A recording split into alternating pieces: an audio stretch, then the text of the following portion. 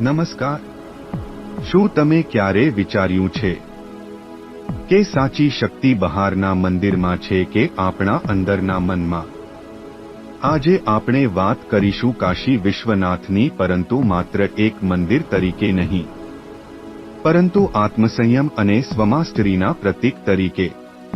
કાશી, જેને અવકાશની શરૂઆત કહેવાય છે, અને વિશ્વનાથ અર્થાત સમગ્ર સૃષ્ટિના સ્વામી.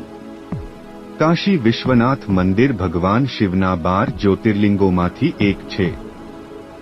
ગંગાના પવિત્ર કાંઠે સ્થિત આ મંદિર હજારો વર્ષોથી માનવજાતની આસ્થા, સંઘર્ષ અને ચેતનાનું કેન્દ્ર રહ્યું છે.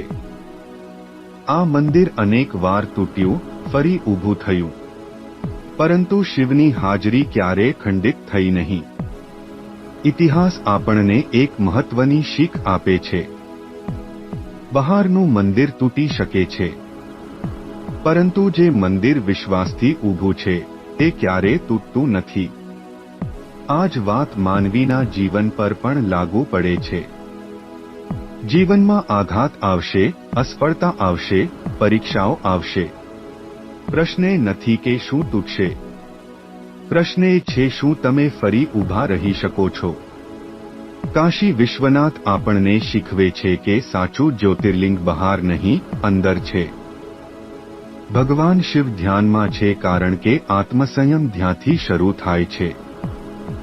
જ્યારે તમે તમારા ક્રોધને શાંત કરો, તમારા ભયને સ્વીકારો અને તમારા અહંકારને છોડો, ત્યારે જ તમારું પોતાનું આંતરિક કાશી જાગૃત થાય છે. સેલ્ફ માસ્ટરી એટલે બધું નિયંત્રિત કરવું નહીં, પરંતુ પોતાને ઓળખવું.